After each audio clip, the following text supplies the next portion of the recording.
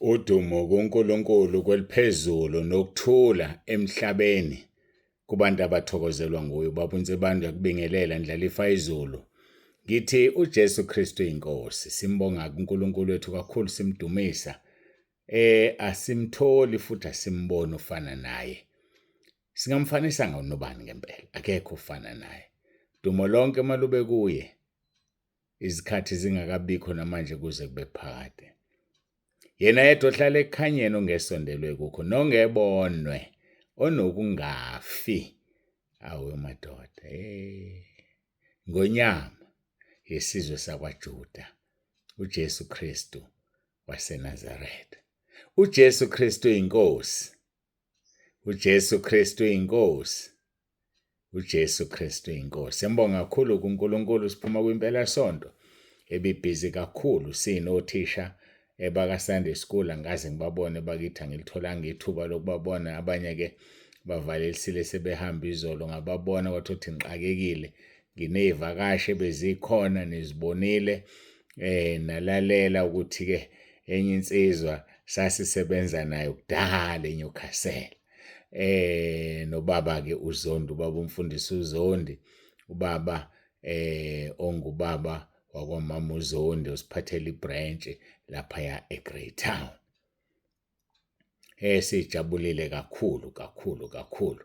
Ayike siyambonga uNkulunkulu, kuningi bengakusho kodwa ake ngibamba amatomu, ngibambe nje lapho ngingadluli ngisithi siyambonga uNkulunkulu kakhulu.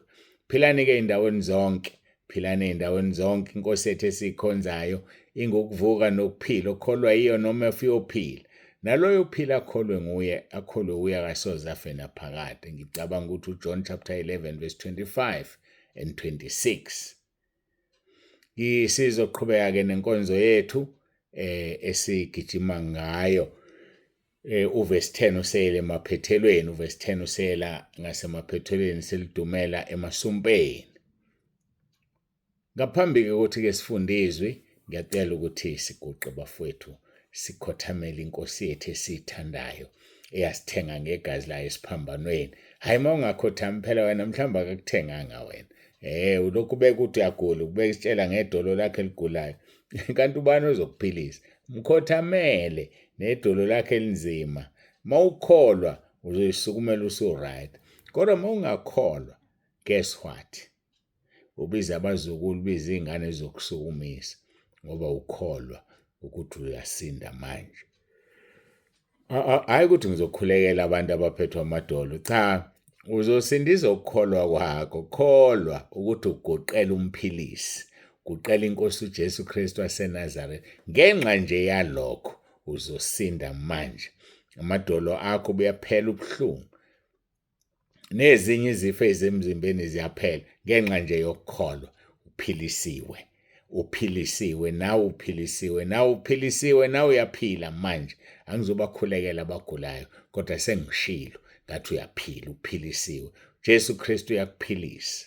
Jesu Kristu inkosi yethu uyakuphilisa. Nawe futhi nawe, nakuleso sifo nalesiya usuphilile ngegama elinamandla likaJesu Kristu inkosi yethu. uJesu Kristu inkosi. Asiguqe sikhuleke, sibonge isikhathi, sibonge nenkonzo esesingena kuyona.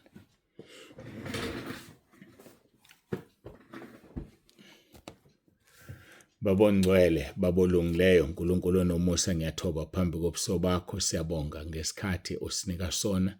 Siyabonga ngakho konke osenzele khona. Siyacela ube kanye nathi ngomoya wakho ingcwele, ukhulume, usebenze. Siyabonga Nkosi kakhulu. Sibonga nje ukuthi uyalihlonipha izwi esilikhulumayo. Njengoba ngikhulumile, ngingathandazile ngabagulayo, ngiyazi ukuthi usubaphilisile ngoba wena uNkulunkulu oligcinayo izwi lakhe. Uthe Nkosi esikhulumayo uyokwenza. Uma nje sikhuluma egameni lakho, sengikhulumile ke Nkosi, bonakalisa amandla akho, khazimulisa igama lakho. Noma ubani olalele lo mkhuleko manje, noma ubani ozwile ngithi baphilile ngingakakhuleki manje, uphilile. Siyabonga. Yiba nathi ke kule nkonzo usifihle edwaleni elinguwe, sikukhonze sihambe ngobungcwele, ngoba ngaphandle kobungcwele ngeke sikubone. Lisho njalo izwi lakho, amaHebheru 12:14. Ngaphandle kobungcwele nokuthula ngeke siyibone inkosi.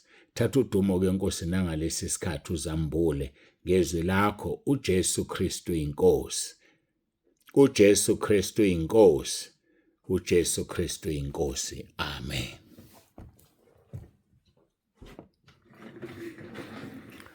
Simbonga ke kakhulu uNkulunkulu bangcwele. uJulayi ususemome. July ususemome. Uma ngingaphazami ngithe sigcinile namhlanje ukumukela ama-payments nokumukela abantu abathi bayeza.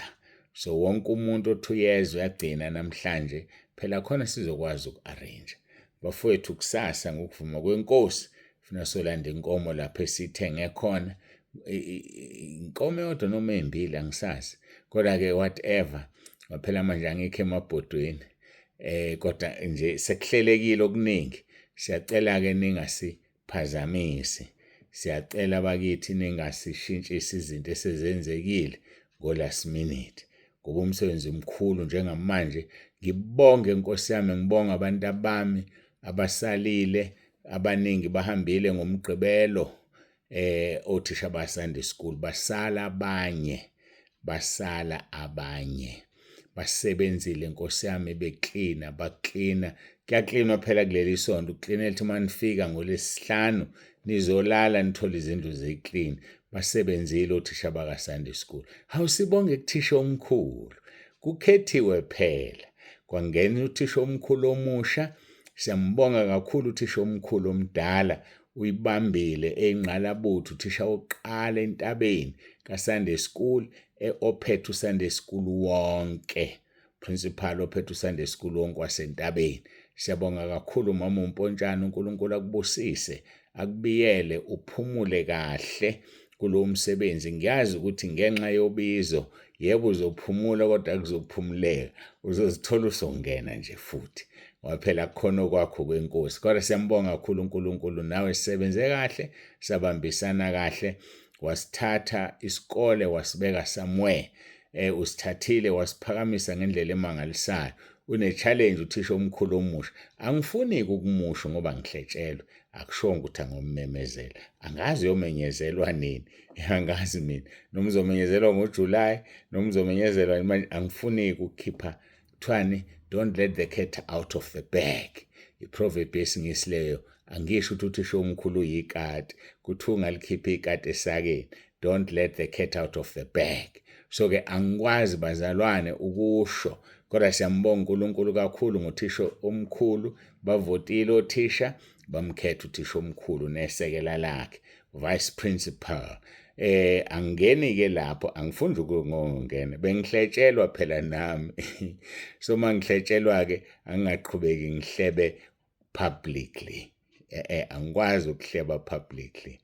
Kangangokuba nje izolo ngimbona uthisha omkhulu, ngithe congratulations ngenhliziyo. Ngoba angitsheliwe officially, angazi ukuthi angitsheliwe ngani official. So kungaphatheka uthisha omkhulu ukuthi angicongratulateanga, ngithe ngenhliziyo congratulations. Kodwa manje ngoba ngihletshelwe, angazi mina ukuthi ke angazi mina kwenzakalani. So ke akulutho. Vele ngathi ngiyadedela nje, angifuni ukungazisa izinto eziningi. Ngibhekene izwi engibhekene nalo. Ngivumeleni bafowethu ngishumayela izwi. Ngivumeleni nje ngibhekane nezwi. Konke okunye nokunye akhona amakomiti akhona. So akushongo nje ukuthi angikhuluma. Ngikhuluma ngomama uMpontshane ophumayo ngoba uyaziwa. Siyabonga kakhulu Mama uMpontshane, siyabonga Masibiya. uNkulunkulu akubuyele akubusise, uthole umvuzo wakhe ekhaya ezulwini. Phila-ke impilo engcwele, ungathi usebenze kangaka. Ususebenze kangaka. Hlala enkosini, umkhuleko wami iloyo. Hlala enkosini uzothola umqhele wakho. Hayike angidlule lapho. Singena ezwini la namhlanje sengikhuluma indaba bengithi angizifuni, ngiyakhuluma ke impela. SikuMateyu chapter 5, sikuverse 11 and 12. Verse 11 and 12. Sikhulume ngoGamaliyeli. Isikole sikaGamaliyeli. NoGamaliyeli neseluleko sakhe. ethi uGamaliyeli, lalelani la, anisubashaya laba bantu, anisuzikhathaza ngabo, ngoba makoko kaNkulunkulu ngeke niqede, kodwa makoko abantu kuzodlula kuzophela. That was Gamaliel's advice. So siyambonga kuNkulunkulu kakhulu ngoGamaliyeli, wayephethe isikole wafunda uPaul kuso. Nizwile-ke ngomgqibelo sengise college labefundisi, sengiphinda ngikhuluma ngayo le ndaba. Ilaphaya kwiZenzo chapter 5 from verse 12. Chapter 5 from verse 41. Yebo. Njengamanje-ke sizofunda kuverse Matthew chapter 5 verse 11 and 12, bese siyobheka laphaya chapter 7. Ngenxa yokuthi sengikhulume kangaka ngconto ngesisahlala kakhulu, futhi sizoqhubeka mhlawumbe kusasa. Ake sibukeke izwi lenkosi lithi, nibusisiwe nxa benithuka, benizingela, bekhuluma konke okubi ngani, beqamba amanga ngenxa yami. Jabulani nithokoze ngokuba umvuzo wenu mkhulu ezulwini, ngokuba kanjalo babazingela abaprofethi abanandulelayo. So kufanele sikulindele lokho bafowethu ukuthi sizozondwa. Phela vele izwe asiphume ezweni, washo njalo Jesu wathi izwe liyakuthanda okwalo, kodwa abangabona bezwe lizobazonda. So uma bekuzonda ngophawu lokuthi ungowasezulwini, musukhathazeka. Izwe alikwazi ukuzonda okwalo, kodwa ungekona okwalo lizokuzonda. So uma uzondwa ungowezulu, kodwa uma uthandwa izwe, James chapter 4 verse 4 uthi, ziphinga nazini ukuthi ukuthanda izwe kuwubutha kuNkulunkulu na.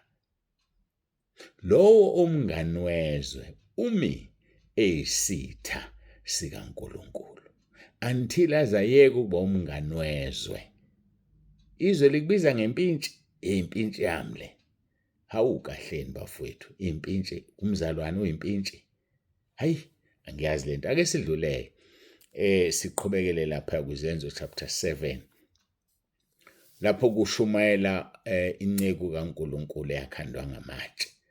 Iyashumayela la, sibambe ishumayela emva kokuba ikhethiwe yafakwa ekomitini elibhekene mawuyibheka lapha indaba yafakwa yafakwa ekomitini, kodwa la angazi uma bese kuyikhona la ifakwe khona ekomitini. Awuthi ngisase ngibhekisisa kahle, yafakwa ekomitini ku chapter 6, yangena ekomitini. So ke mayiphuma-ke lapho isifika la kufanele ishumayele khona uStefane, sebemgugudela amazinyo-ke. Uyakhuluma-ke chapter verse 51 uthini, nina bontamo zilikhuni abangasokile ezinhlizweni nasezindlebeni, nimelana njalo nomoya ongcwele, njengoyihlo ninjalo nani. Kumuphi kubaprofethi oyihlo abangamzingelanga na? Bababulala ababememezela ngaphambili ukuza kolungileyo, eseningabakhapheli nababulali bakhe. Nina enamukela umthetho ngokuyala kwezingelosi, kepha nogcinanga. Iyashumayela le ndoda, yabona. Amanye amabandla uma ushumayela kanje ayahlakazeka bahamba abantu. Yikho abanye befundisi nje abathanda ukuhlaba isono. Wama ihlaba isono ukuhamba ibandla. Hlaba isono ukuhamba ibandla. Hlaba izinto ukuhamba ibandla. Hayi mina ngeke ngigodle inkemba yami. Ngizokutshela nje. Mawufaka ama-extensions, uxhuma inwele. Uxhuma inwele, ngeke ulibone izulu. Akhathalisekile ukuthi unasiphi isikhundla ebandleni lakho. Futhi u-inherithe usizi lomnikazi wey'nwele. Uthatha usizi lomnikazi wey'nwele. Hlukana nje nalezi inwele, hamba uyishise. Kuthi uyithenga ngo-5,000 rand, it doesn't work that way. Usola uNkulunkulu uthi wakudalelani waney'nwele ey'mfushane. Ufuna ezindu lokhu udamana uthi nje ikhanda, uthi qhili ngekhanda ziphephuke zibuyele endaweni yazo.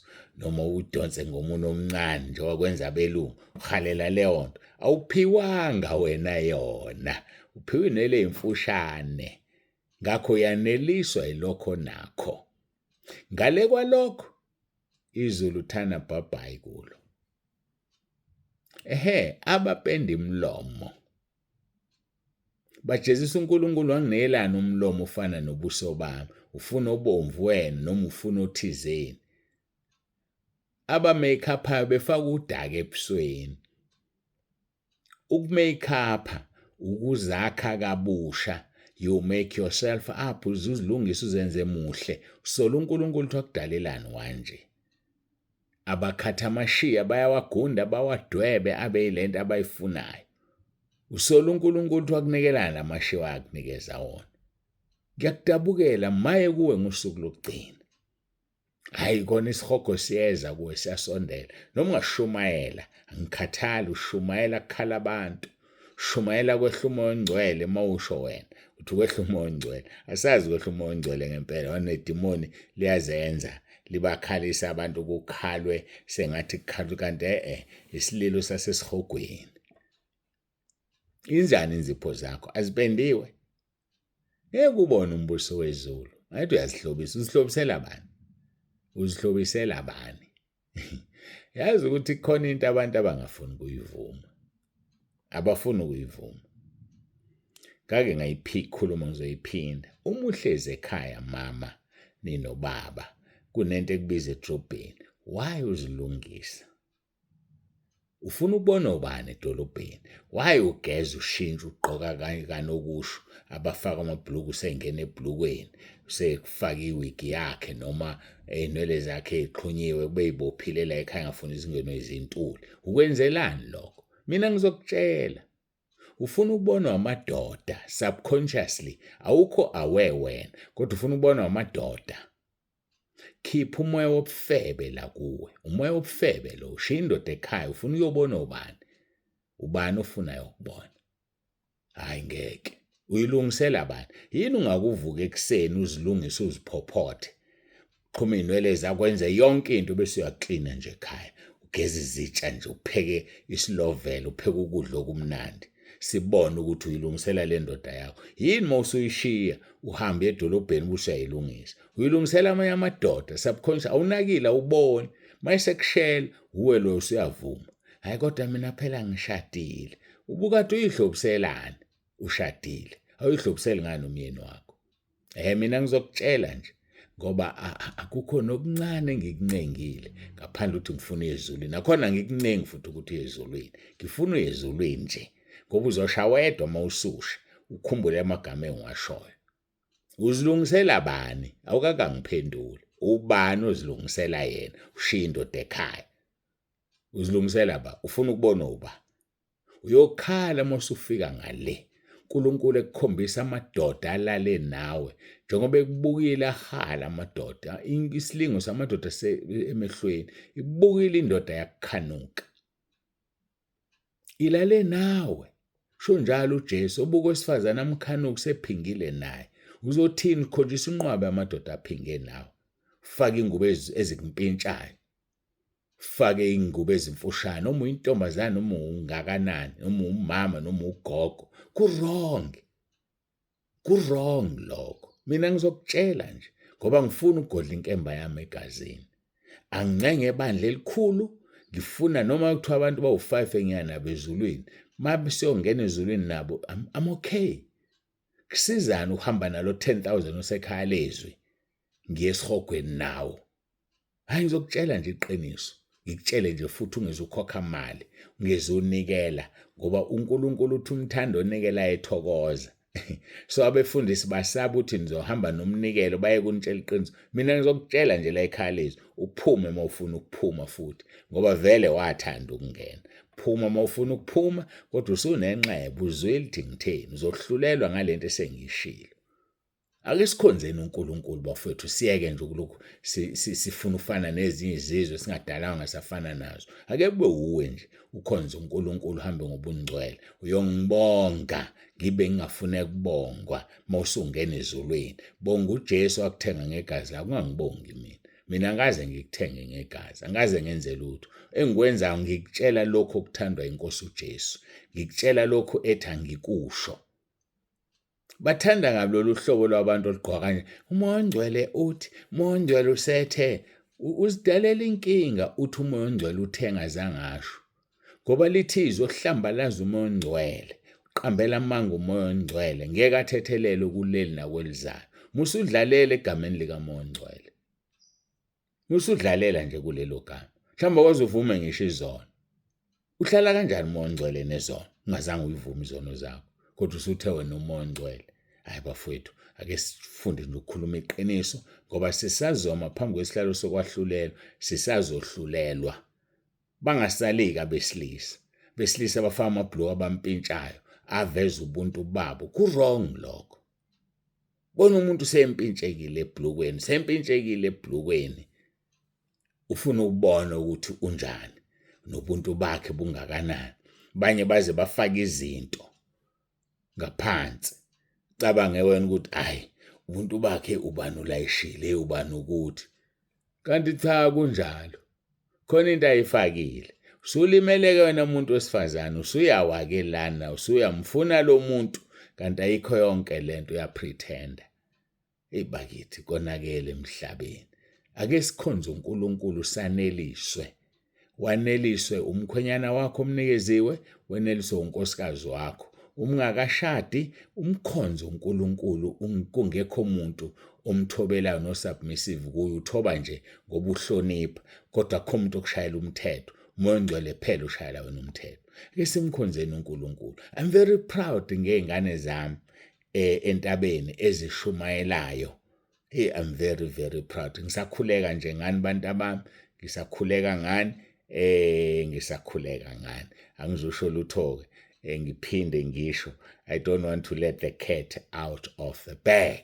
But ngiyanithanda abantu bami nikwazi lokho, nisibuke esihle ebandleni. uNkulunkulu anibusise, nime nje, nilimele ivangeli, nibe ngcwele, ngeke niy'sole seningena ekhaya ezulwini. Bayazazi abantu abami abahambe beshumayela emgwaqeni, beshumayela emabhrijini kulezi ngane lezi ezihambile emakhaya. Bayazazi abayenza ama-open air, bayazazi. Siyambonga nabanye abafundisi bakhona abakwenzayo. Siyambonga uNkulunkulu kakhulu ngane. uNkulunkulu anibusise. Ake ngiyibambe la.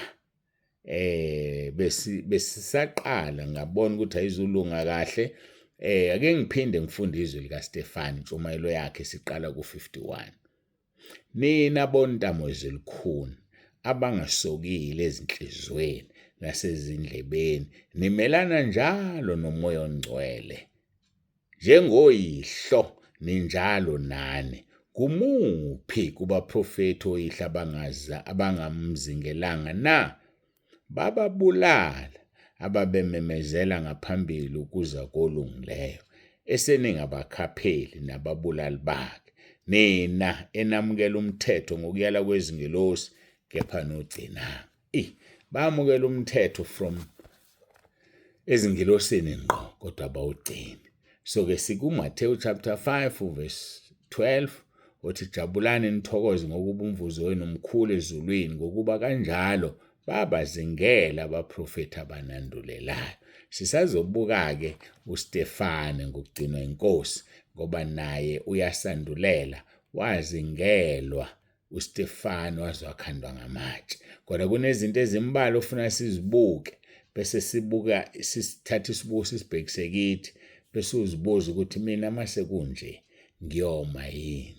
Mina mase kunje wami uStefane, mina ngizoma yini? Hayi, siyambonga uNkulunkulu. Ake sigoqe sithandaze ubaba uNsibanda ovalelisayo. Ngenithanda nonke emakhaya, sigoqe sikhuleke.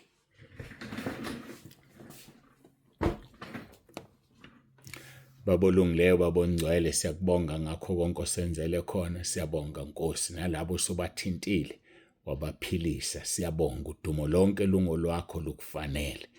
Thatha udumo-ke Nkosi, wena ohlala ekhanyeni ongesondelwe kukho. Siyabonga ngale nkonzo, sisabonga abayilalelile kakhulu, abazolizwa izwi balenze. uJesu Kristu inkosi. uJesu Kristu inkosi. uJesu Kristu inkosi. Amen. Siyambonga-ke kakhulu uNkulunkulu, siyamdumisa abangcwele. Sibhizi amalungiselelo kaJulayi. ngoba uJulayi ususeduze, sixakekile kakhulu. Kodwa siyambonga uNkulunkulu. Uma-ke kwenzeka thola ukuthi hayi kuyadileka ukuphendula kwemeseji yakho, okwazi ukuthi ngibhizi. So kuzokwenzeka nje leyo chaos yokungaphenduleki kwama-messages onke njengoba enjalo, ngixakekile kakhulu. Nabanye baxakekile, bayaklina, benza lokhuya nalokhuya nalokhuya. Siyambonga kodwa uNkulunkulu usipha amandla okwenza izinto esizenzayo. uJesu Kristu inkosi. uJesu Kristu inkosi. uJesu Kristu inkosi, Baba uNsibande. Uthi ube nosuku olubusisekile.